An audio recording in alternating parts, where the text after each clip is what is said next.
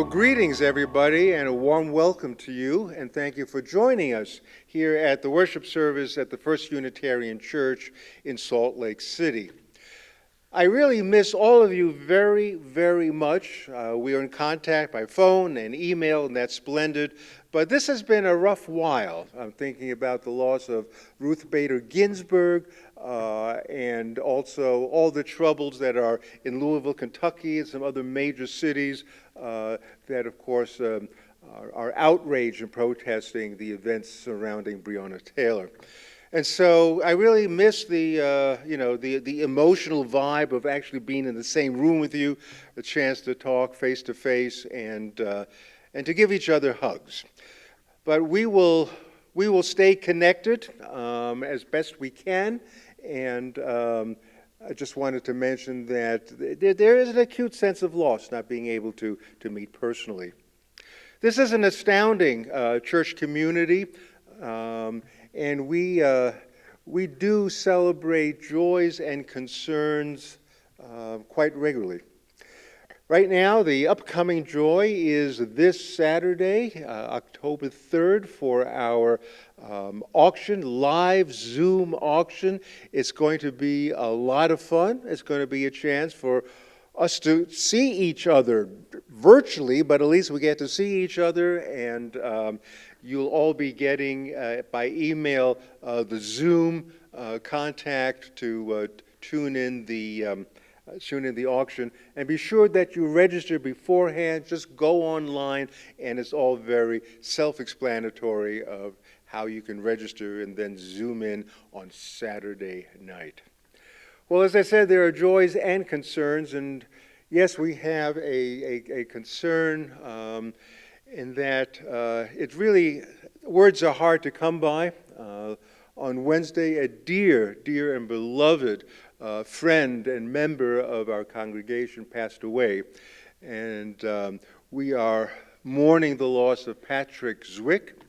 It's still too early to mention when a memorial service will be held for Patrick, but you will be informed. We will get the word out to you as soon as possible. It's time now to go to our traditional part of the service in which we light the chalice, and I know most of you have a chalice at home, or at least a candle that you'd like to light in terms of just being unified, all of us here together as a congregation. And also, it's the thread that links us with all of our sister churches and congregations throughout the country. So I'd like to light the chalice at this point, and you light yours at home.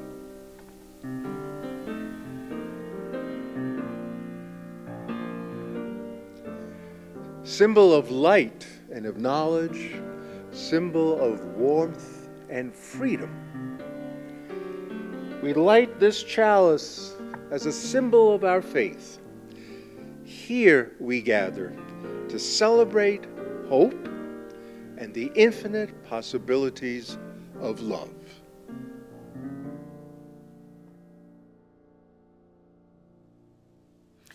Every day, we can do all kinds of things. As Americans, we cling to the idea of choice. Today's Time for All Ages has been adapted from Reverend Erica A. Hewitt's original piece, Which Door Do You Choose? So, imagine you're on a television game show where you're offered a choice of 2 different doors to open. If you open door number 1, you will receive $10 million. That's right, $10 million. If you open door number 2, your 10 nearest neighbors, but not you or your family, will receive $10 million. All 10 neighbors will become millionaires, except you. Which door do you open? Do you open door number 1, which makes you and only you an instant millionaire? Or do you open door number 2, which makes your 10 neighbors all millionaires? I want you to also think about why you chose that door? Do you open door number 1 so that you can share the money with a couple of your neighbors, but also keep most of it for yourself? Or do you open door number 2 because it would improve the quality of life in your neighborhood in general? Or do you open door number 1 because you don't really like any of your neighbors, so then you could move away from them? Or do you choose door number 2 because it would result in $100 million being shared instead of just $10 million? Or do you choose door number 1 because you need the money maybe more than your neighbors do? Now, this game of let's pretend is interesting because asking why helps us hear our own motivations or what causes us to make certain choices. When we talk about the choices we make to live out our values in our community, we're talking about our ethics. There are lots of sources of ethical guidance. For example, John Stuart Mill was a 19th century philosopher who used the term utilitarianism to describe choosing actions that will create the greatest happiness or the greatest good for the greatest number of people. Sometimes religion gives us ethical instructions, like the Golden Rule: treat others the way you would want to be treated. If you were following the Golden Rule, which door do you think that you would choose? Would you choose door number 1 or door number 2? But there are other ways to think about this decision because it's important to care for ourselves, and sometimes caring for ourselves does come first. Back when we used to travel, we'd hear that announcement on airplanes, right? And they'd say, fix your mask before helping others around you. If you're not taking care of yourself, chances are you can't help others around you. Maybe you and your family really do need some of that money. Maybe you have ideas about how to use the $10 million in your community to help both yourself and the neighbors. Now, this exercise is all still just pretend. But in our community right now, we're hearing a lot of people talk about their right to make choices for themselves. They get to choose how they live, how they speak, regardless of the effect on others. They get to choose to not wear a mask in public. They get to choose to say whatever they want without anyone arguing with them or offering a different opinion. Now, we do get to make these choices, but is that living the golden rule? Is it living the golden rule to go on the comment section of a newspaper and say things like, ugh, no one died today. This whole virus is a sham and a way for the government to control us? That is a direct quote, friends. I don't think so. We all have free will. We all are able to make choices. But our choices come with both responsibility and consequences. In October of 1770, a broken man landed on the shore of Good Luck, New Jersey, eager to start his life over. This man, a preacher, had run up significant debts and done a stint in debtor's prison in his native England. His wife and infant had died untimely deaths, and he had suffered religious persecution for his unorthodox belief that at the end of days, God would restore all human beings to relationship with the divine, rather than just those predestined for salvation. John Murray had suffered too much. And so, 250 years ago this month, he set sail for America, determined to begin a new life and never preach again. Today, we recognize the Reverend John Murray as the father of American Universalism. His initial forays into preaching in the American colonies were greeted with enthusiasm, but the wider he took his message, the more he met with the same kinds of hostility that he had encountered in England. Murray was disinvited from pulpit after pulpit and barely escaped being lynched several times. Historian Ernest Cassara tells my favorite story about Murray this way. In Boston, on one occasion, a potentially lethal stone flew through the window at the back of the pulpit, narrowly missing his head. Murray, never at a loss for words, held up the rock to the congregation's view, weighed it in his hand, and pronounced, "This argument is solid and weighty, but it is neither rational nor convincing." Cancel culture was evidently as much a thing in the 18th century as it is today. Isn't it strange that the theological messages that seek to draw the circles of human acceptance the widest often receive the greatest condemnation? It certainly seemed to have been true in John Murray's day. And so it is today. There are always, and perhaps always will be, those whose religion seems to mean more if it's not for everybody. Maybe there's some satisfaction in being part of an exclusive club, or maybe it's the power trip of being able to tell someone else they're not good enough to be on the team. Or maybe the challenge of an all-inclusive theology is just too hard. Being a universalist is hard. If everyone is saved, or to put it in more contemporary terms, if everyone has inherent worth and dignity, then what about the people who aren't like me? What about the people who mistreat me? What about those people who use their power and their privilege to destroy and oppress others? And sometimes our self-righteousness can get the best of us. What does universalism have to say about the people who just don't get it? The people who are so wrapped up in themselves, who are selfish and stubborn and small-minded and small-hearted. The people who never seem to learn, who always have to be dragged toward the truth, whatever I think that means. Yes, they are worthy. We are worthy. Every human soul has inherent worth and dignity. But universalism isn't possible without this corollary.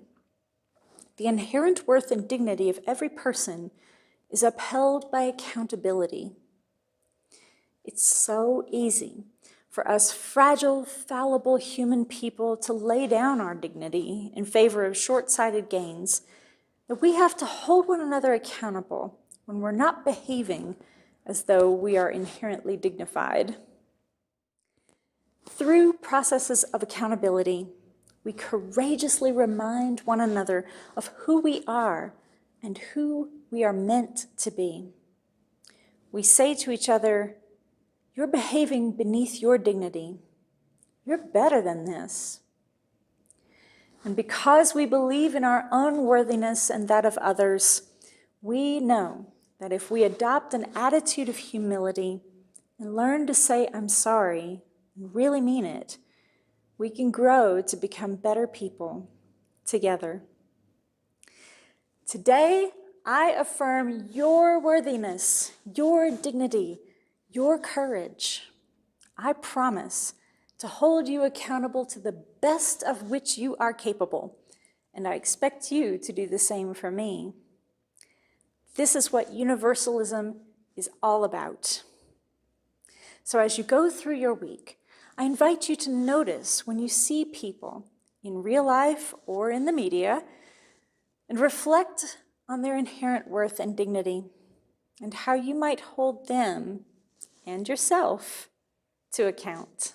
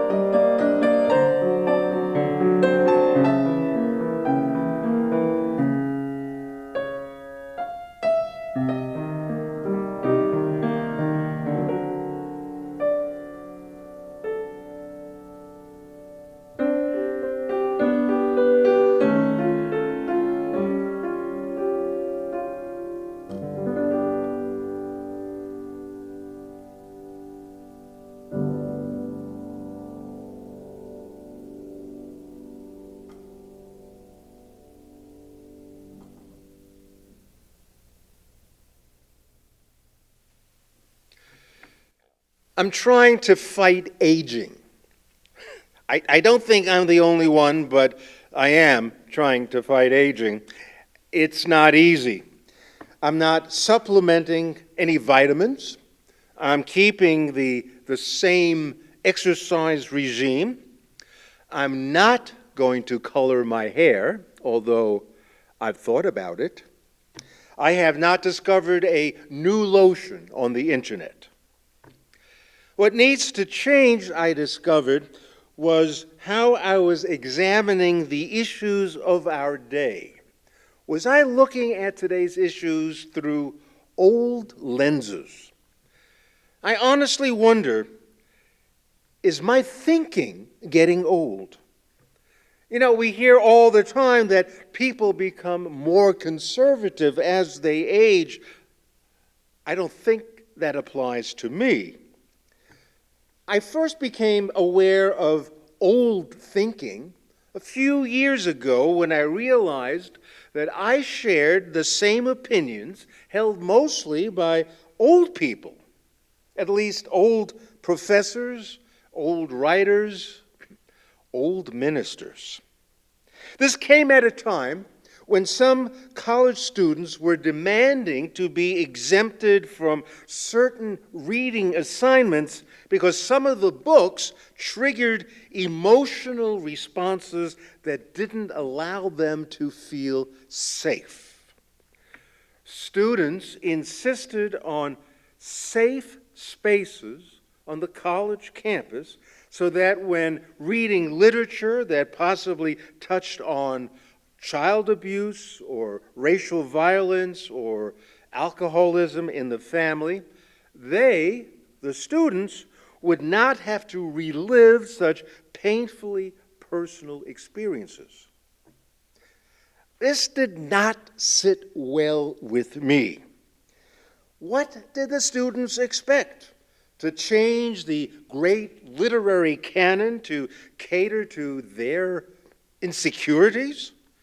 Sorry, they would say, I don't feel safe reading Toni Morrison because there are scenes of rape and violence. I don't feel safe reading Hamlet or House of Spirits or Lolita. Well, as an aside, Nabokov served as a teacher and mentor to Ruth Bader Ginsburg when she was in college. Well, I guess she didn't need a safe space. Oh well. Old English professors and I bristled at the thought of sacrificing acclaimed literature for the emotional safety of students. Now, this was becoming pretty serious stuff, if you remember, as students began intimidating and harassing faculty and lecturers and guest speakers on matters that they, the students, judged would be harmful to them personally. They essentially shut down the voices they didn't want to hear. These tactics displayed tremendous intolerance and revealed a blatant disregard for the free speech of others. You know all the free speech arguments. Now, I like to think that if you can't stand the heat, get out of the college. Intellectual changes are the mainstay of a liberal arts education. So, I want to say, bucker up, buckaroos. This is college, and no safe spaces. But it was mainly through this church where I got to work with some college kids and older high school students, got to work with them on a more personal level, and I recognized that perhaps a little more gentle understanding might be welcome. Some of our kids have already been tested plenty by life's struggles.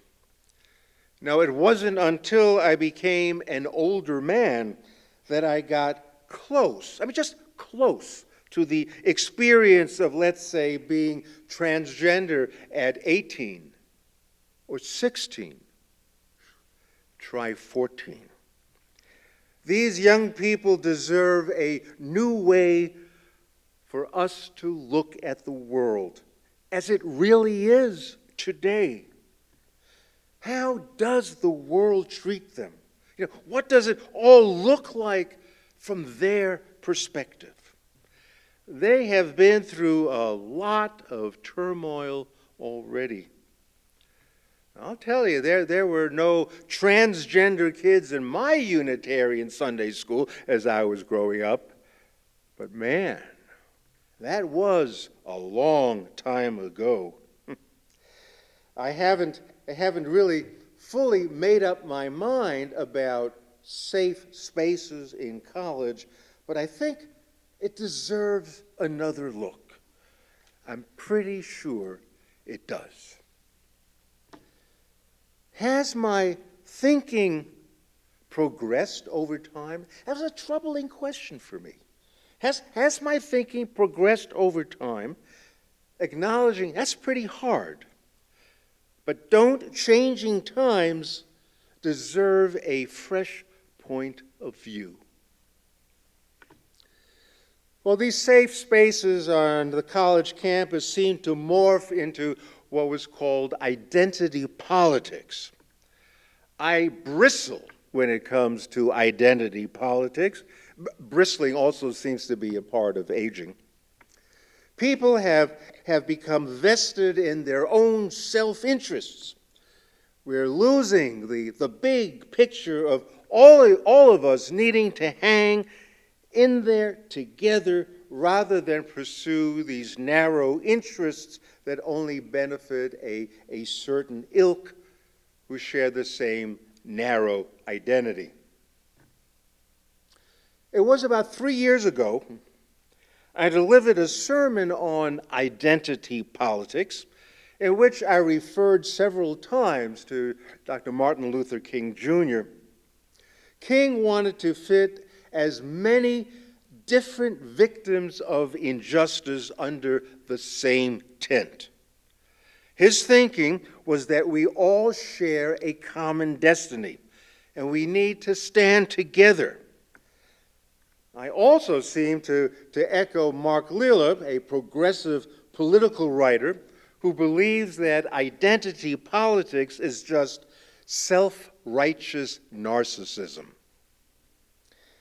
Now, what I didn't know was that the Sunday when I spoke on identity politics, we had about 30 or probably more than 30 high school students from our UU Western region visiting our church. Now, I would have picked a different topic if I knew these young visitors would be here, sitting up there in the balcony. I would have tried to be a little more hip or contemporary. Well, instead, I thought I was introducing some new ideas, a relatively new concept called intersectionality, whereby we become aware that issues are painfully felt across a whole spectrum of self-interests. That oppression was, pretty extensive and intersected with more than just one suffering group. I reinforced the big tent idea, unconscious of the fact, really, that Dr. King had died a half-century ago. Now, following that service, none of the kids approached me. Instead, they all headed out to the patio and formed this one huge circle in which they engaged in intense conversation. And as I passed by, I was walking my dog at the time, that's how I saw them there. As I passed by, I think I could have detected that some of these high school kids were crying. Well, instinctively, I was going to go up there and join the circle, but I received such a cold vibe that I didn't join them. A few days later, I was contacted by the youth advisor, a young man who was probably around 30, no more than 35. He informed me that I had caused a great deal of pain among these high school kids who felt devalued, discounted by my dismissal of their personal struggles in favor of, let's say, a larger tent. Now, some of these kids were trans, some were gender non-binary, some had been victims of child abuse, some were abandoned early on. Now, regardless of what I actually said, they felt as though they didn't matter. And they were horrified that a Unitarian Universalist minister could treat them as though they were expendable. The youth advisor demanded I write a letter of apology. Well, I'll tell you, I still don't like identity politics, but truthfully, all that really mattered to me was that my words actually hurt a fairly large number of young people. And I didn't know where to put that. I did write a letter, but not to apologize for my beliefs about identity politics. I apologize only for the pain that my words inadvertently had caused. And I said over and over again in that letter, I really, truly cared about them. And so once again, I began to wonder, has my thinking progressed at all over time? You know, it's pretty hard, but don't changing times deserve a fresh perspective? Well, things have morphed yet again from safe space to identity politics to what now people are calling canceling. We find ourselves unwittingly in a cancel culture. The right does it, the left does it. It's basically an attack on someone's reputation and has implications for his or her employment. The dog walker in Central Park who called the cops on a black man got canceled. She lost her job. Scarlett Johansson got canceled for claiming that actors playing characters of other races, genders, sexual orientation should be allowed to play the role. That's what she said. The public said, no. At least the left said, no way. Boom. Canceled. J.K. Rowling is getting slammed and labeled as a transphobe because the murderous character in her new novel, Troubled Blood, the main character is a cross-dresser.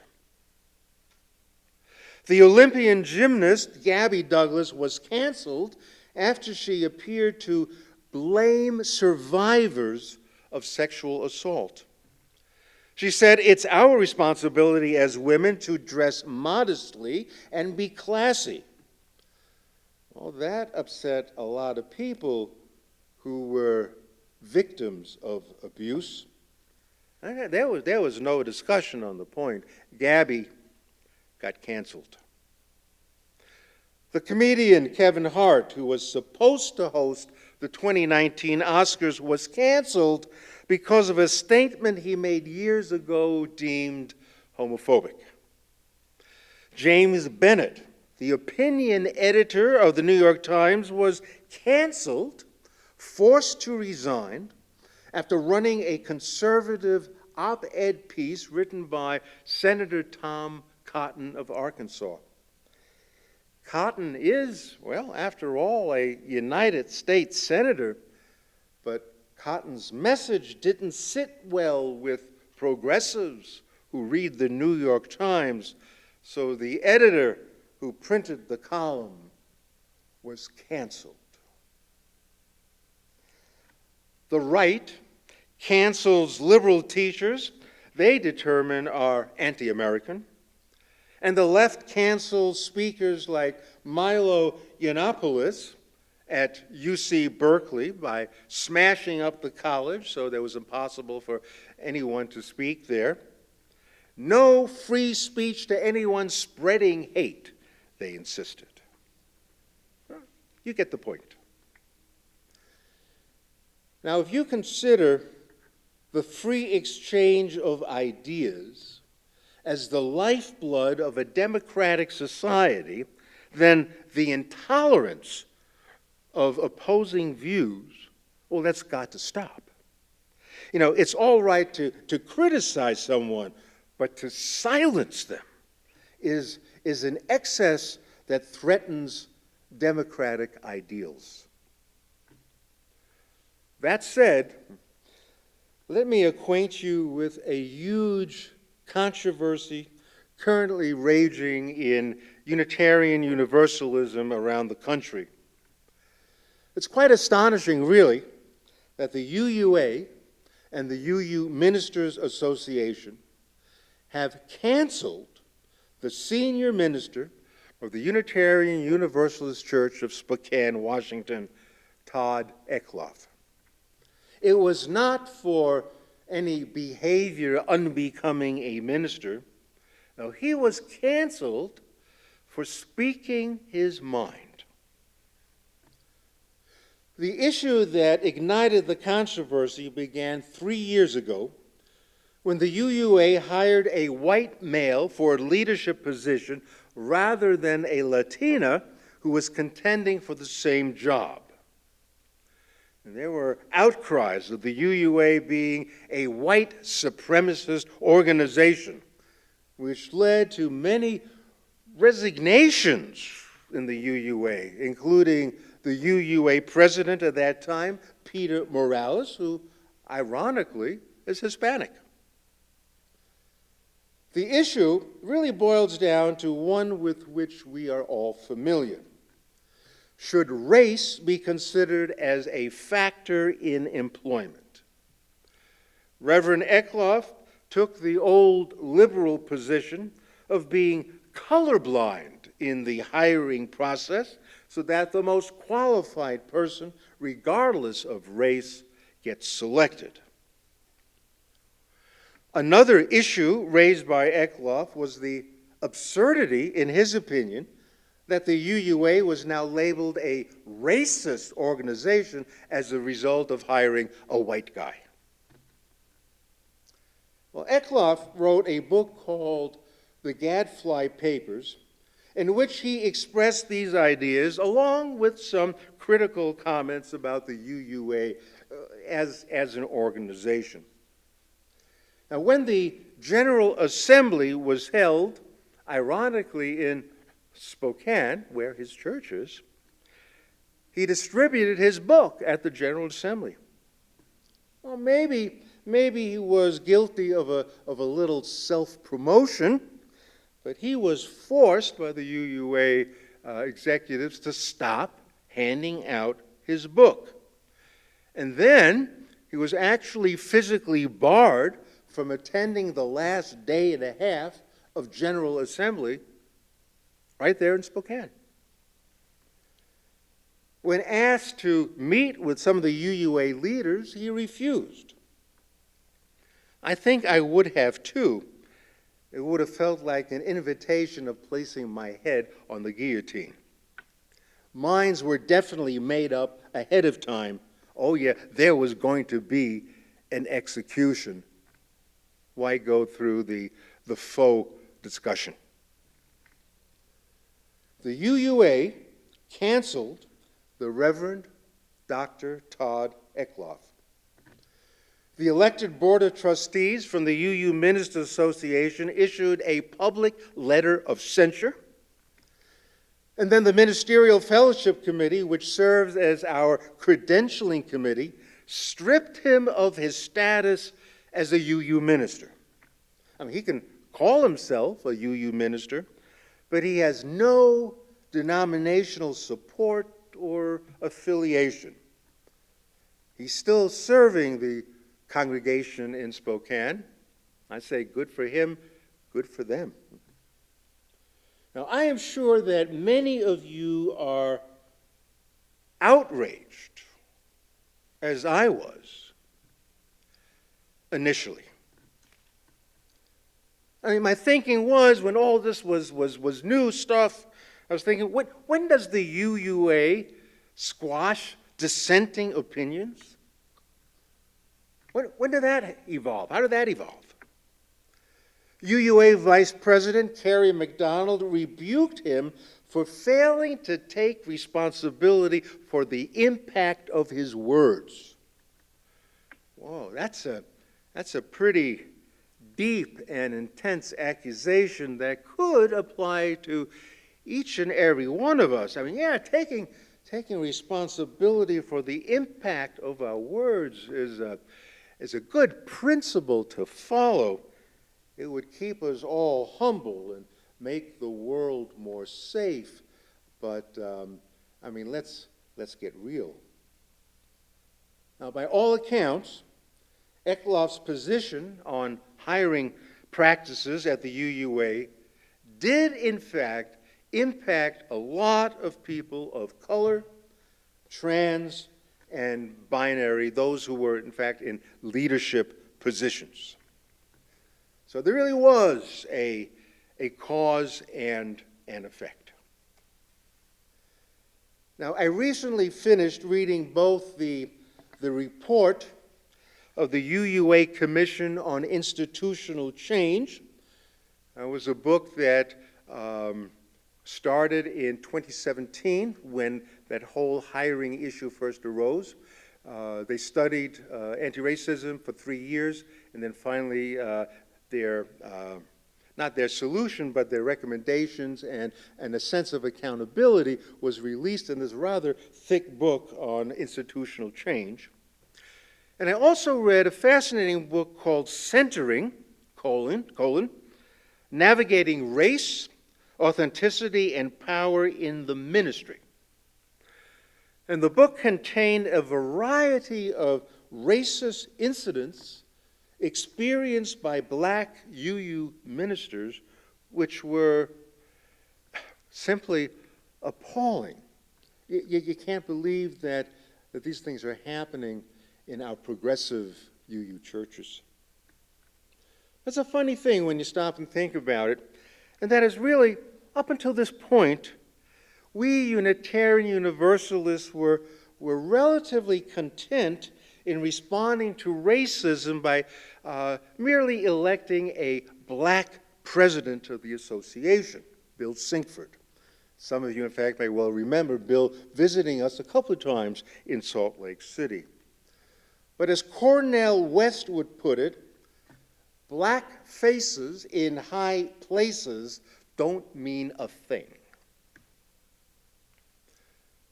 We Unitarian Universalists were pretty content in having an Hispanic president of the UUA.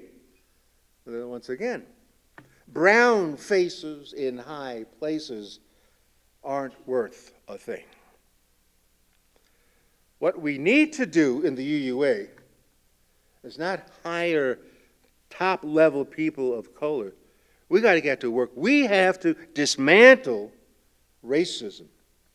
We need to tear apart the systemic racism once and for all. The main obstacle to dismantling racism in the UUA is lifting up freedom of speech as the sacred element of our long tradition. But a progressive institution cannot meet its mission if it has to keep stopping to listen to all those counter-arguments that actually have caused harm to the very people that ostensibly we're trying to help. So maybe we should focus, on a different kind of freedom, the freedom denied our black brothers and sisters in our vaunted world of Unitarian Universalism. Now, Todd Eckloff, I'm not being gratuitous, he really is a great minister. I have not met him personally, but we have many mutual friends, and I will certainly vouch for his being a very caring, extremely bright, a solid minister. And he wrote a fantastic book, the one that he distributed at the General Assembly. Wrote this fantastic book with tight logic.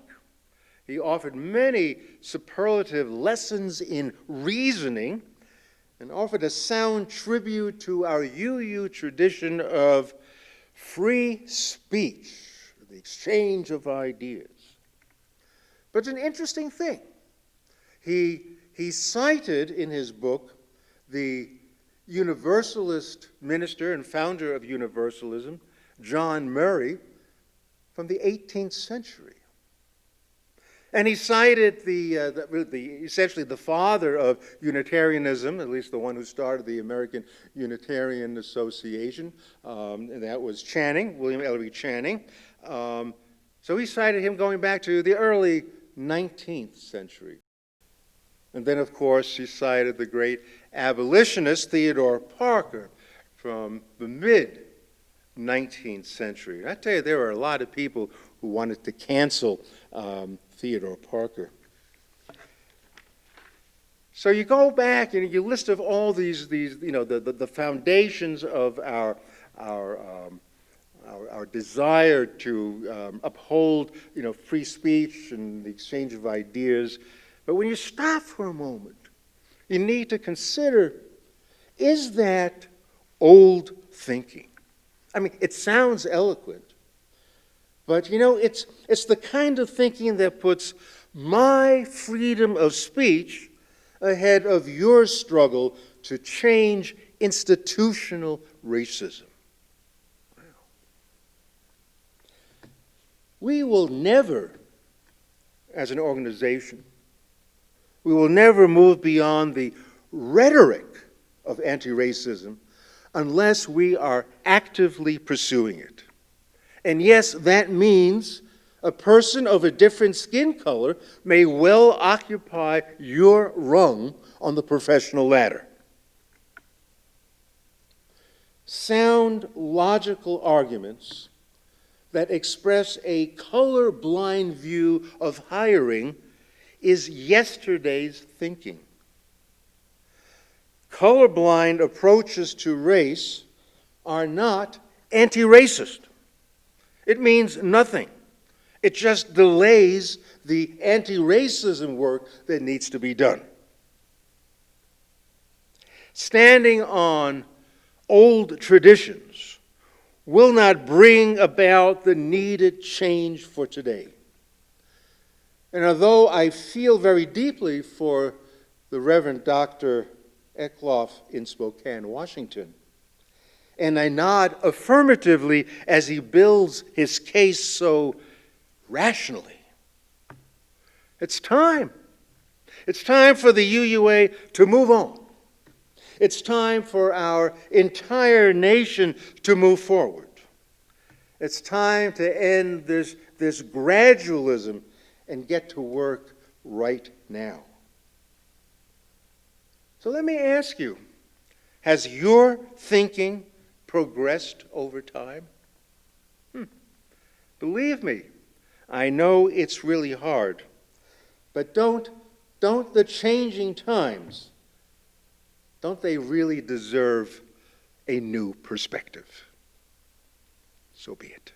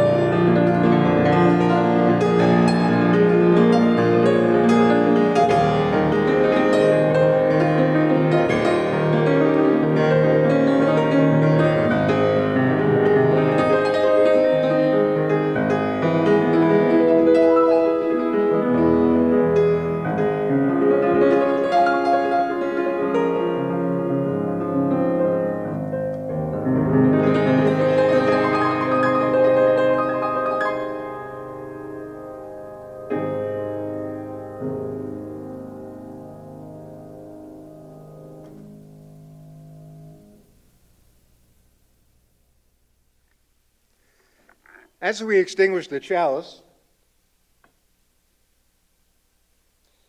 I'd like to close with just some words from the UUA Commission on Institutional Change.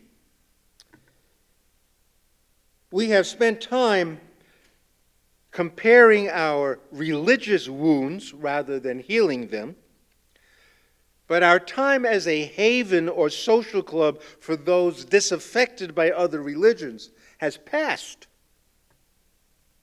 Economic and demographic trends alone would require us to look anew at efforts to promote equity, inclusion, and diversity.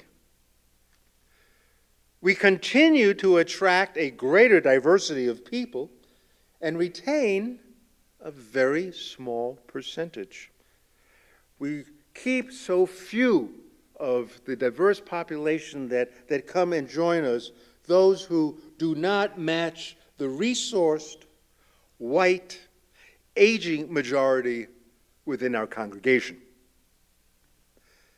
As with other predominantly white institutions, we have failed to acknowledge the extent to which the resources that have built our institutions were amassed at the expense of people of color, especially indigenous and black people. And finally, we need change. We need change at the personal and interpersonal levels.